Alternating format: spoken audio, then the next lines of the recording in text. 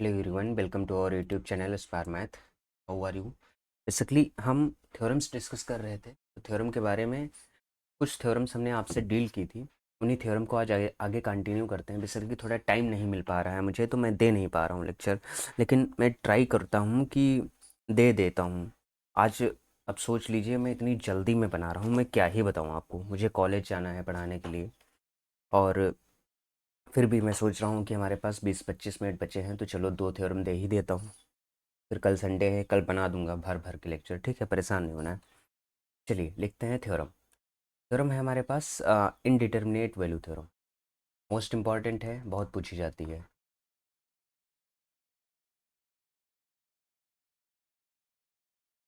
Indeterminate value theorem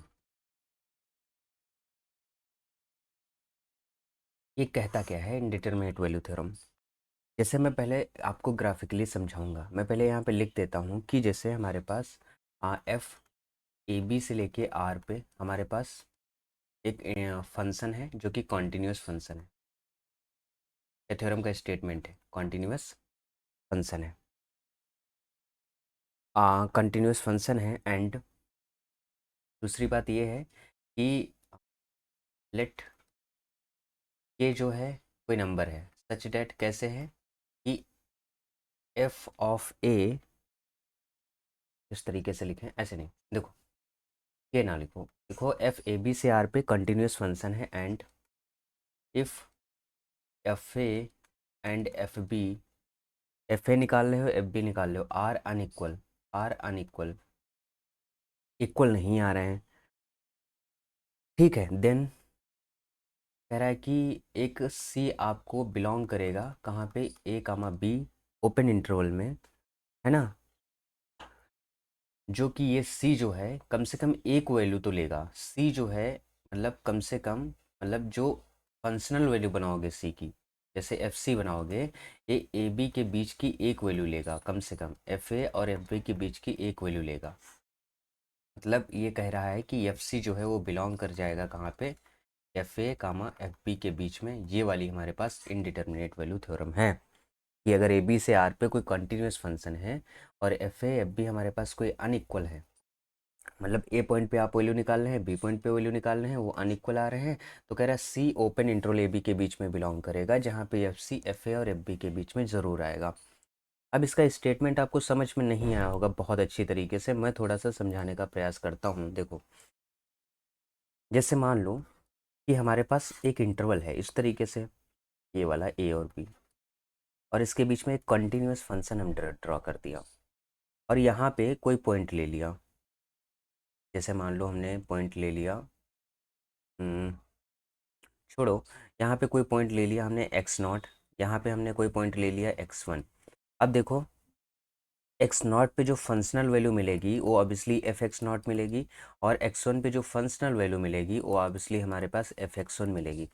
तो कहता है कि अगर ये दो पॉइंट हैं, जैसे हमारे पास X naught, F X naught मिला है और एफ एक्स वन मिला है, दोनों डिफरेंट हैं, अलग अलग होंगे, क्योंकि ये नीचे वैल्यू है, ये ऊपर वैल्यू है। इसका मतलब क्या हुआ? कह रहा है फिर अगर ऐसा हो रहा है तो आपको एक सी ज़रूर मिलेगा उन दोनों के बीच में, और वो जो सी वैल्यू होगा वो एफ एक्स और मतलब एफ एक्स नॉट और एफ एक्स वन के बीच में, यहाँ पे ये सी की फंक्शनल वैल्यू ये आएगी। तो कह रहा है जो सी बिलोंग कर रहा है आपका एक्स नॉट और एक्स वन के बीच में, ये इम्प्लाई करेगा जो एफ सी होगा वो भी आपका बिलोंग कर रहा होगा कहाँ पे, F X not comma F X one के बीच में। बस हो गया। ये हमारे पास इनडिटर्मिनेट वैल्यू थ्योरम का स्टेटमेंट होता है कि इस तरीके से हम इनडिटर्मिनेट वैल्यू क्या करते हैं, प्रूव कर सकते हैं। क्या समझ में आया? अब थोड़ा इससे आगे बढ़ते हैं अब इसके प्रूफ की तरफ बढ़ते हैं। तो हम क्या करेंगे, इसको प्रूफ करने के लिए कंसीडर करेंगे एक function, consider F, F x हम कंसीडर करेंगे। किस तरीके से कंसीडर करने वाले हैं? फाई एक्स एक दूसरा फंक्शन कंसीडर करेंगे एफ एक्स माइनस के टाइप का। तो ये आइडिया आपको कहाँ से आया? जहाँ पे जो के है, फिर ये जो है हमारे पास एफ ए लेस देन के लेस देन एफ बी, ये वाली कंडीशन सेटिस्फाई कर रहा है ये कंसीडर कर लिया फंक्शन। अब आपको पता है भाई बोलेंजानो थ्योरम जो मैंने कराया था, हमने कहा था कि अगर एफ ए पे नेगेटिव साइन आ जाए, एफ बी पे पॉजिटिव साइन आ जाए, तो उसके बीच में एक सी ज़रूर मिलता है, जहाँ पे वो ज़ीरो होता है ना, जहाँ पे वो ज़ीरो होता है। तो कहने का मतलब ये है कि अगर हम फाई ए पॉइंट पे वैल्यू निकालें तो हमारे पास क्या आ जाएगा, एफ ए माइनस के, इस तरीके से आएगा। और फाई बी पॉइंट पे वैल्यू निकालें तो आ जाएगा एफ बी माइनस के। ध्यान दो, ये जो हमने इनइक्वलिटी लिखी है, अगर एफ ए लेस देन के है तो यहाँ से ये पता चल रहा है एफ ए माइनस के लेस देन जीरो होगा। और ये है के लेस देन एफ बी, यहाँ से ये पता चल रहा है कि एफ वी माइनस के इधर ले आओगे तो ग्रेटर देन जीरो होगा, ये वाली बात। तो यहाँ से पता चल रहा है एफ ए माइनस के जो है निगेटिव है, लेस देन जीरो, और एफ बी माइनस के जो है वो पॉजिटिव है। इन दोनों से मैं बोल सकता हूँ कि फाई ए और फाई बी एक पॉजिटिव है, एक नेगेटिव है, एक पॉजिटिव है, तो दोनों का प्रोडक्ट हमारे पास नेगेटिव होगा। देन बाई बोलजेनो थ्योरम से मैं कह सकता हूँ there exist C belongs to A B such that phi C is equal to हमारा क्या हो जाएगा, जीरो। और ये जैसे ही जीरो हुआ इसका मतलब फाई सी हमने क्या माना है, ये यहाँ पे एफ सी माइनस के जीरो हो जाएगा, एफ सी माइनस के जीरो हो जाएगा। सी माइनस के जीरो होने का मतलब क्या है, F C is equal to K हो जाएगा। देखो यही तो हमने ग्राफ में बताया था कि F C is equal to हमारे पास एक सी नंबर आएगा, है ना, मतलब एफ सी को आप के मान लीजिए, तो ये वाली हमारे पास प्रूफ हो गया। तो indeterminate value theorem most important है, इसको इस तरीके से हम प्रूव करते हैं। इसके बाद एक दूसरा थ्योरम आता है जिसे हम बोलते हैं एक्सट्रीम वैल्यू थ्योरम। एक दूसरा थ्योरम आता है जिसे हम बोलते हैं एक्सट्रीम वैल्यू थ्योरम। इसमें क्या होता है एक्सट्रीम वैल्यू थ्योरम में, बेसिकली बताते हैं, एक मिनट रुक जाइए। एक्सट्रीम वैल्यू थ्योरम बेसिकली हमारे पास ये होता है कि अगर कोई कंटिन्यूस फंक्शन है किसी इंटरवल पे डिफाइन है, लिखो extreme value theorem, extreme value theorem ये क्या कहता है, देखो if F X is continuous function, F X is continuous function in the interval A B, in the interval A B हमारे पास क्लोज इंटरवल है, and capital M small M are its upper and lower bound, upper and lower bound, then fx takes once the value m, then fx takes once the value capital M and at least once the value small m, and at least once the value small m in the interval AB, in the open interval AB, that is, इन सब अगर ये वाली पूरी theorem का सार लिखे ना तो डेट इज ये होता है continuous function attains it's bound. देखो समझो, ये है, ये हमको क्या बताता है कि अगर एफ एक्स हमारे पास कॉन्टिन्यूस फंक्शन है किसी इंटरवल में ए बी में, तो कह रहा है स्मॉल एम और कैपिटल एम इसके अपर और लोअर बाउंड हैं, ठीक है। तो कह रहा है एफ एक्स कम से कम एक बार कैपिटल एम और स्मॉल एम वैल्यू लेगा ही लेगा, कहाँ पे, ए बी के बीच में। थोड़ा सा मैं ग्राफ के माध्यम से समझाने का प्रयास करता हूँ।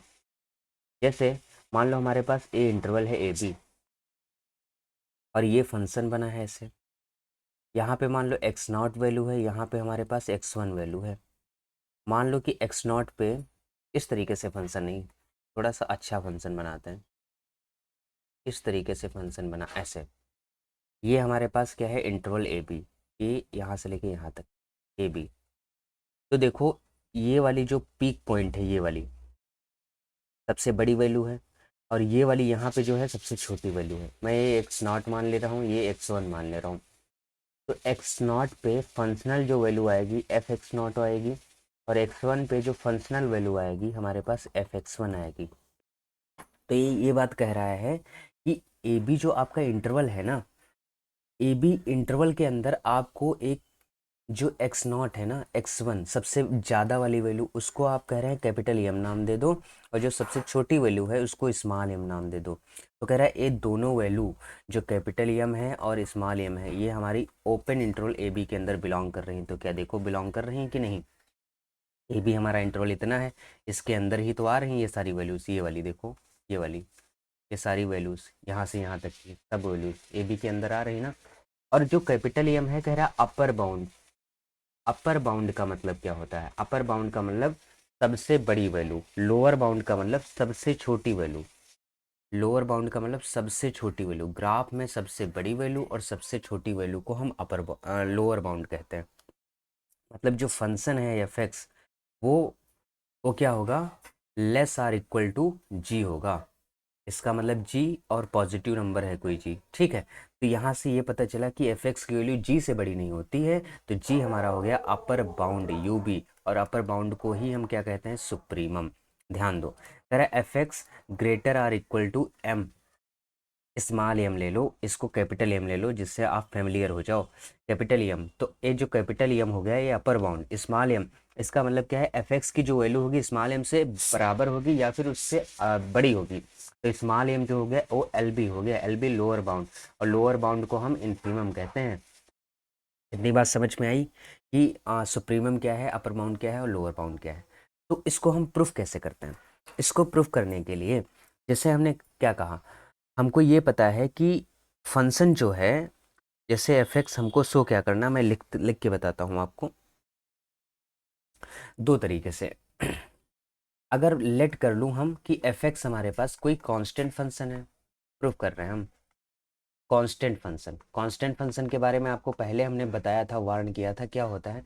अगर कांस्टेंट फंक्शन है यानी F X is equal to हमारे पास कुछ सी है, तो एफ एक्स की जो मैक्सिमम और मिनिमम वैल्यू होगी, यानी एफ एक्स की जो मैक्सिमम मिनिमम वैल्यू होगी वो भी सी ही होगी, और जो मिनिमम वैल्यू होगी एफ एक्स की वो भी सी ही होगी।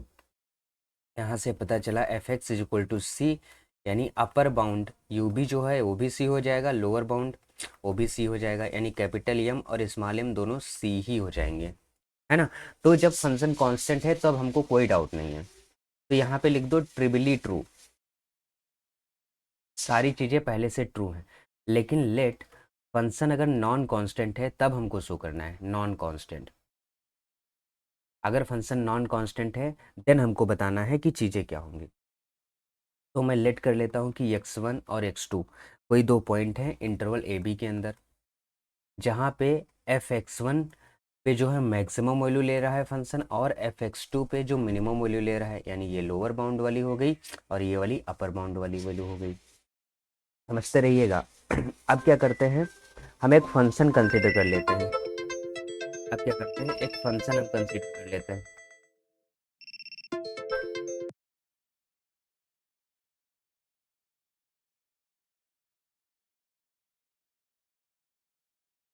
लेट क्या करते हैं, एक फंक्शन हम कंसीडर कर लेते हैं। फंक्शन कंसीडर करने पे होगा क्या, देखते हैं, बताते हैं।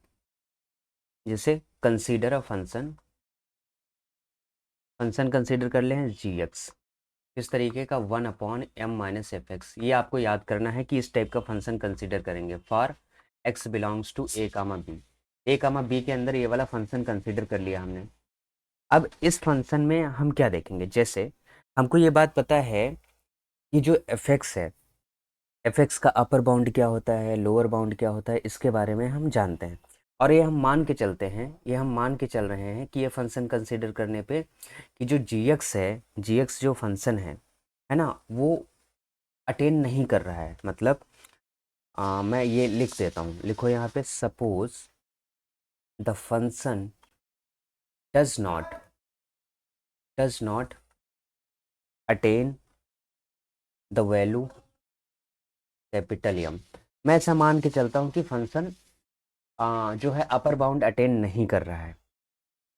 तो जाहिर सी बात है अगर नहीं कर रहा है तो यम माइनस एफ एक्स जो होगा ये हमारे पास कभी जीरो नहीं हो सकता है, जीरो तो नहीं होगा। डज नॉट वैनिश, ये लिख दो, ये ना लिखो, ये ना लिखो, यहाँ पे लिख दो डज नॉट वैनिश। ये वैनिश नहीं होगा, जीरो नहीं होगा, मतलब जो जी एक्स हमने फंक्शन माना है, देखो जी एक्स जो फंक्शन माना है वो क्या है, 1/m-f(x) है। इसका मतलब जैसे एफ एक्स की वैल्यू यम हो जाएगी ना, तो ये अनबाउंडेड इन्फिनिटी की तरफ नहीं चला जाएगा। सोच के बताओ। तो ये मान के चल रहे हैं कि ये कैपिटल एम अटेन नहीं कर रहा है, इस वाले फंक्शन से हमको दिख रहा है कि अटेन हमको नहीं कर रहा है। लेकिन आपको एक बात पता है, हमने कल ही थ्योरम कराया था कि अगर ए बी से आर पे फंक्शन, ए बी से आर पे फंक्शन कॉन्टिन्यूस होता है तो इम्प्लाई करेगा फंक्शन बाउंडेड होगा। बताओ, याद है ना। तो अगर एफ एक्स हमारे पास कॉन्टिन्यूस है ए बी से आर पे, ये गिवन है, एंड अगर एम से एफ एक्स हम माइनस कर दो तो ये भी कॉन्टिन्यूस होगा। तो जाहिर सी बात है कि ये जो फंक्शन है जी एक्स, वो जी एक्स भी हमारा ए बी से आर पे कॉन्टिन्यूस होगा। और कॉन्टिन्यूस होगा तो देन देयर एग्जिस्ट मैं मान लेता हूँ जी, सच डैट जो जी एक्स होगा वो हमारे पास कैसा होगा, बाउंडेड होगा जी से। अगर बाउंडेड होगा तो इसका मतलब क्या है, जी एक्स क्या माना है, 1/m-f(x), इसको भी बाउंडेड होना पड़ेगा किससे, के से। इसको के से बाउंडेड होने का मतलब क्या है, यहाँ से हमको ये पता चला 1/k less or equal to m-f(x) हो जाएगा। यहाँ से हमको ये पता चला कि F X less or equal to m1-k हो जाएगा। तो देखो, अब कैपिटल यम से अगर कोई चीज़ आप माइनस करोगे, कैपिटल एम से आप कोई चीज़ माइनस करोगे, लेकिन ये फंक्शन की मैक्सिमम वैल्यू क्या आ गई, एग्जैक्टली कैपिटल एम नहीं है, लेकिन ये तो हमको पता चल गया m-1/k, ये हमारे पास मैक्सिमम वैल्यू हो गई। और मैक्सिमम वैल्यू हो गई तो इसका मतलब क्या हो गया, इसके पास बाउंड्स मिल गए। इसका मतलब क्या हुआ, हमने जो अपना एजम्पशन माना था, our assumption is wrong, our assumption is wrong. अगर हमारा एजम्पशन रॉन्ग है तो कैपिटल एम इसका क्या हो जाएगा, अपर बाउंड हो जाएगा। ठीक है, रॉन्ग इसलिए है क्योंकि हमने एम को कहा था कि वो अपर बाउंड नहीं है, लेकिन m-k, एम से छोटा एक वैल्यू हमको मिल गया जो कि अपर बाउंड है, तो हमारा एजम्पशन क्या हो गया, रॉन्ग हो गया। इसका मतलब ये है capital M and small M इसके एग्जिस्ट करेंगे और कहाँ बिलोंग करेंगे, ए बी के अंदर। बस आज इतना ही रखते हैं, मुझे बहुत जल्दी है, जाना है। मिलते हैं आपसे कल नेक्स्ट लेक्चर में, कल ख़त्म कर देंगे पक्का। Bye bye, unit 1।